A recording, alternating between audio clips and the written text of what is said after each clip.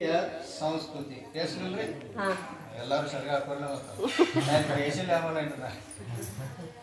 ಅಂದ್ರೆ ಭಗವಂತರ ದರ್ಶನ ಮಾಡೋ ಸಂಬಂಧ ಗುರುಗಳ ದರ್ಶನ ಮಾಡೋ ಸಂಬಂಧ ಜಿನವಾಣಿ ದರ್ಶನ ಮಾಡುವಾಗ ಗಂಡಸರ್ದ ತಲೆ ಮೇಲೆ ಕಿರೀಟ ತೆಗೆದಿಟ್ಟು ದರ್ಶನ ಮಾಡ್ಬೇಕಂತ ಹೇಳಿದಾರೆ ಏನ್ರಿ ನಾವು ನಮಗೆ ಕಿರೀಟ ಟೊಪ್ಪಿಗೆ ಏನಾರು ಇತ್ತಂದ್ರೆ ಅದನ್ನು ತೆಗೆದಿಟ್ಟು ದರ್ಶನ ಮಾಡಬೇಕು.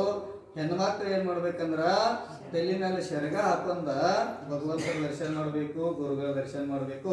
ಇದು ಭಾರತೀಯ ಸಂಸ್ಕೃತಿ, ಇದು ಜೈನ ಧರ್ಮದ ಸಂಸ್ಕೃತಿ.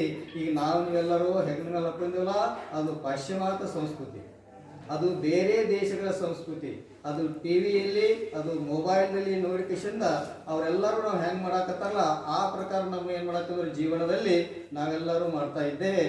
ಅದಕ್ಕಾಗಿ ಹೊರಗೆ ಏನ್ರಿ ಮಾಡಬೇಕ ಧರ್ಮದ ಸಭೆಯಲ್ಲಿ ಬಂದಾಗ ಗುರುಗಳ ದರ್ಶನವನ್ನು ಮಾಡುವಂಥ ಸಮಯದಲ್ಲಿ, ಭಗವಾನ ದರ್ಶನವನ್ನು ಮಾಡುವಂಥ ಸಮಯದಲ್ಲಿ ಇದು ವಿನಯದ ಪ್ರತೀಕ. ಏನಂತಾರೆ ಹೆಣ್ಣು ಮಕ್ಕಳಿಗೆ ವಿನಯದ ಪ್ರತೀಕ.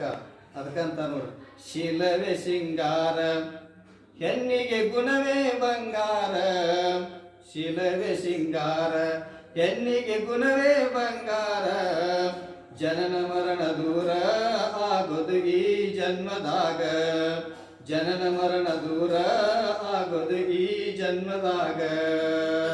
ಹಸ್ತಕ್ಕೆ ಭೂಷಣ ದಾನ, ಕಂಠಕ್ಕೆ ಭೂಷಣ ಸತ್ಯ, ಕಿವಿಗಳಿಗೆ ಭೂಷಣ ಭಗವಂತರ ಸ್ತುತಿ ಸ್ತೋತ್ರ ಇತ್ಯಾದಿ.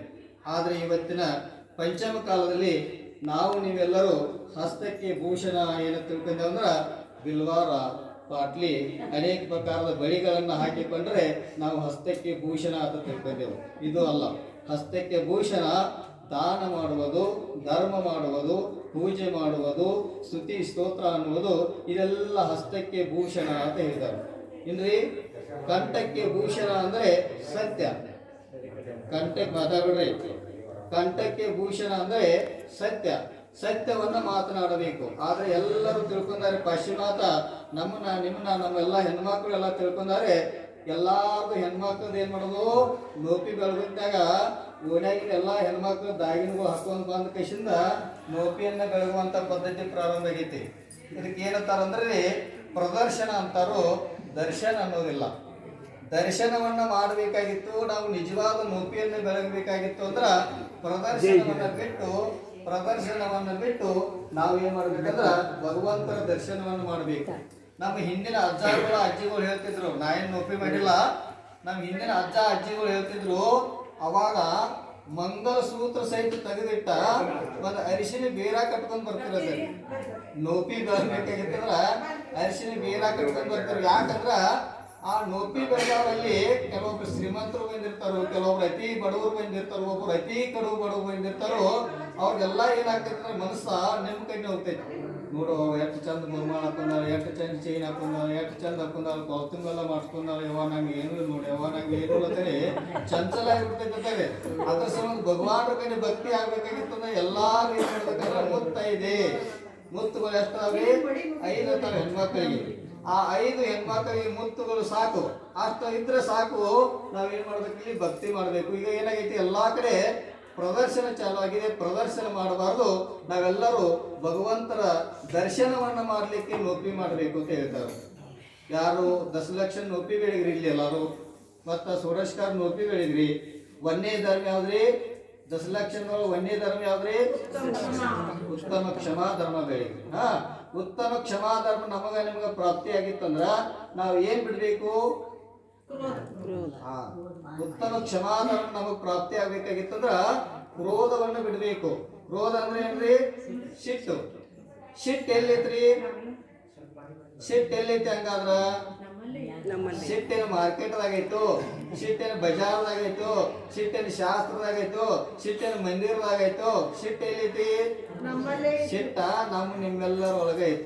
ಯಾವ ಪ್ರಕಾರ? ಇಲ್ಲಿ ಲೈಟ್ ಐತಿ ನೋಡ್ರಿ, ಇಲ್ಲಿ ಲೈಟ್ ಬಲ್ಬ್ ಐತಿಲ್ರಿ, ಆ ಲೈಟ್ ಐತಿ, ಬಲ್ಬ್ ಐತಿ, ವೈರ್ ಐತಿ, ಎಲ್ಲಾ ಐತಿ. ಕರೆ ಆ ಲೈಟ್ ಯಾವಾಗ ಹತ್ತೈತ್ರಿ?